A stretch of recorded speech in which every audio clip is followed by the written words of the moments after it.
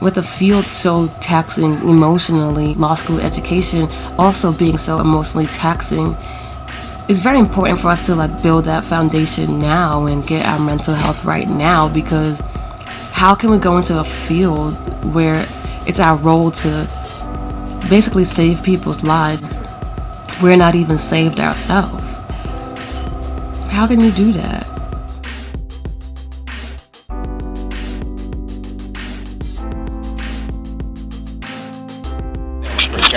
So today we're getting the what is it called? The Law School Chronicles sweaters. This is my team of helpers.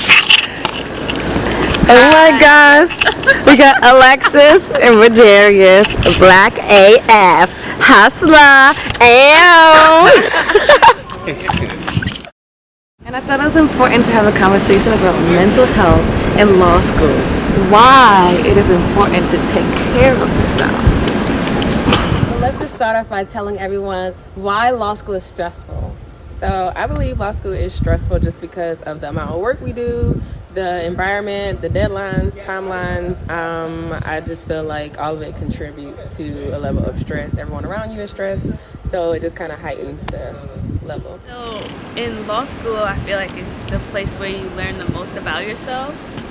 And what you really need to do is evaluate how you handle your moments of stress, because this is the most stressful thing you'll ever do in life. And if your coping mechanisms are off, you're going to be off and you're not going to be able to do what you need to do.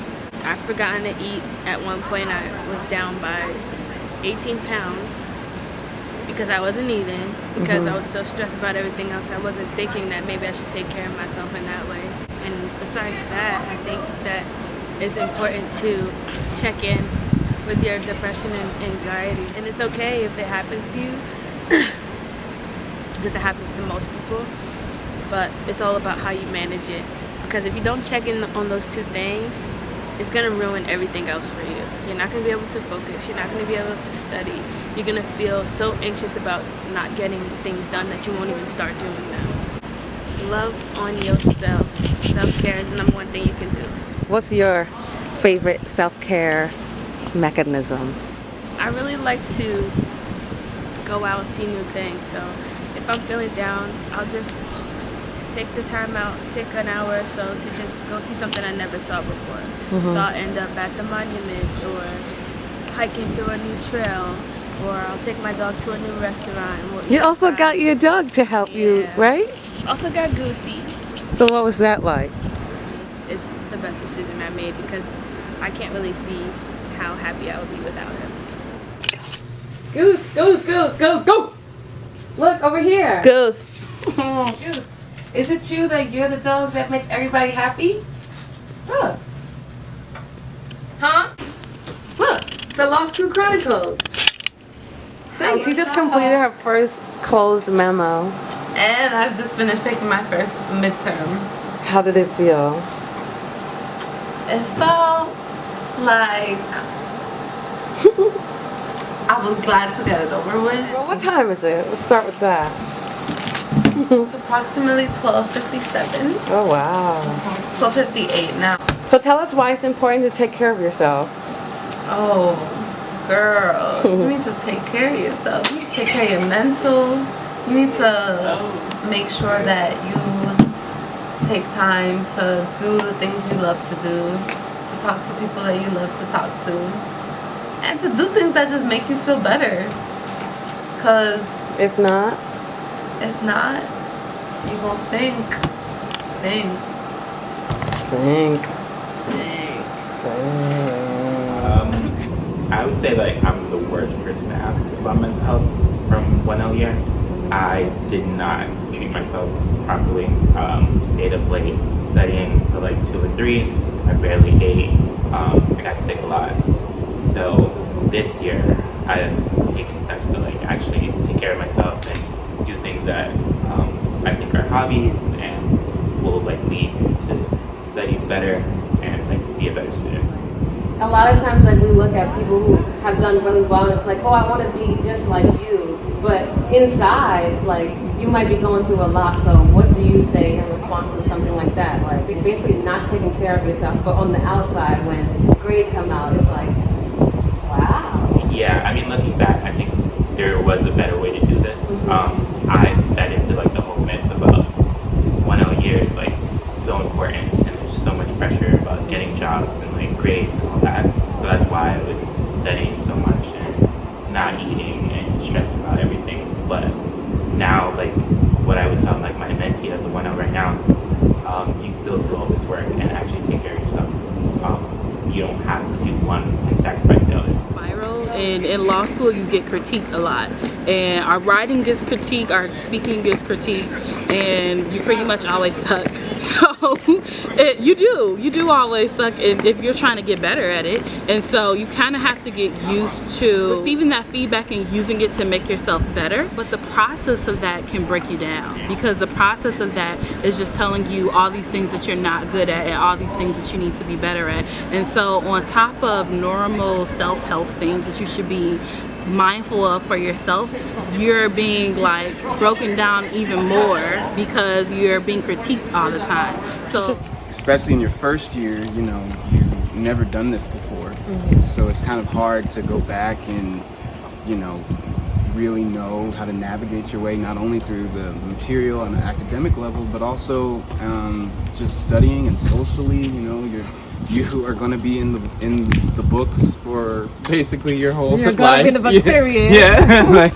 24/7. If you're like me, you know, you wake up, go to the library, and just come home just to sleep. You know, you don't even eat at home, so that can weigh down on you. And I think it makes a big psychological impression on your body, as well as a physical impact on your body. There's just so much uncertainty, and you're trying to navigate all of that uncertainty. At least that was my experience. Not eating. Is that really a thing?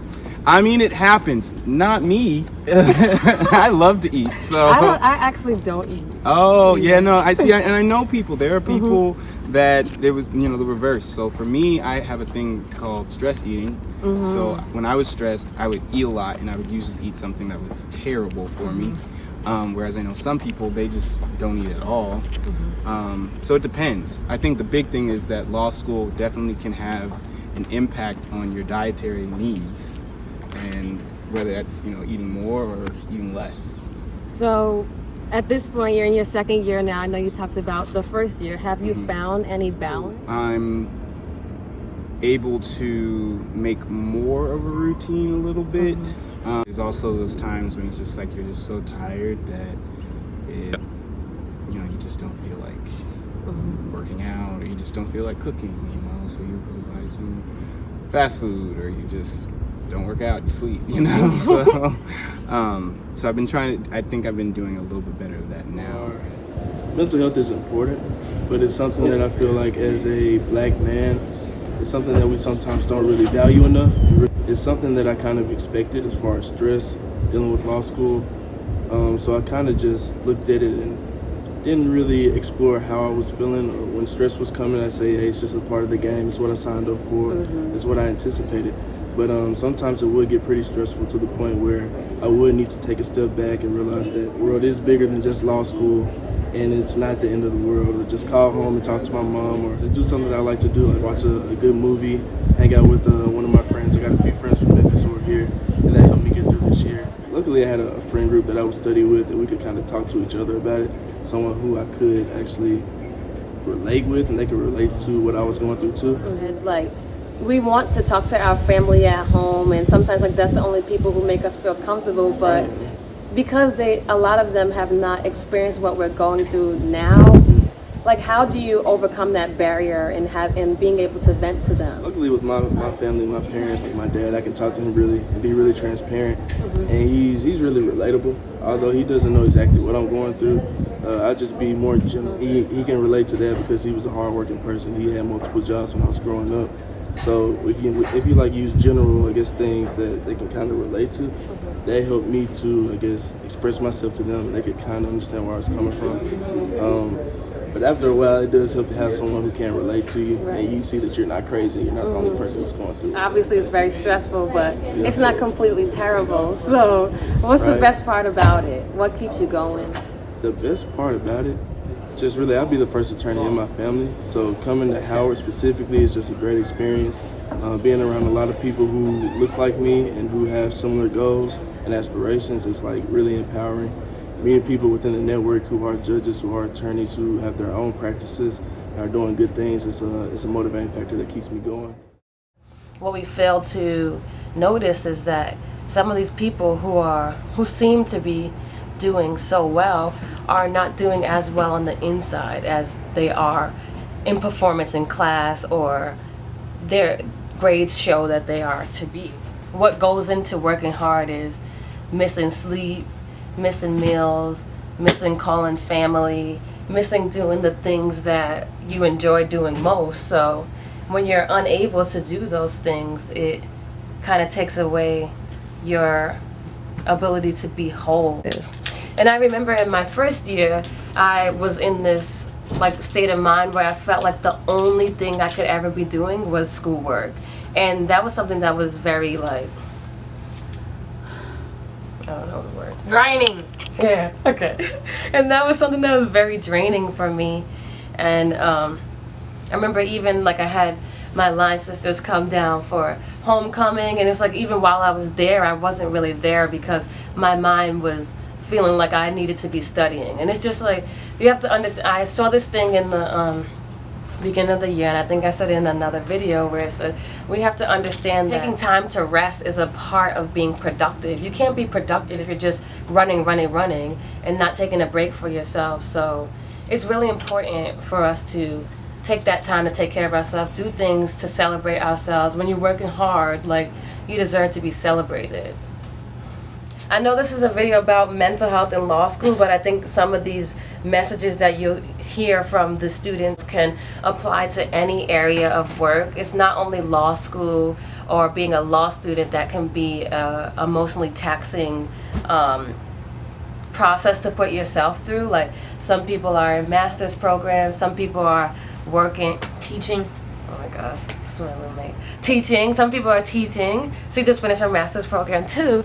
But it's just like, we just have to know, like, when we're working hard, that we have to pause sometimes. Not even just pause, but try to master taking care of ourselves while going through these straining things. I'm about to go to the gym. Something that makes me feel good while in law school. And I think it's more important for me to do what's going to help me take care of me right now rather than read for class. And sometimes it is what it is, and I just wanted to give it to you real, raw, in my natural state.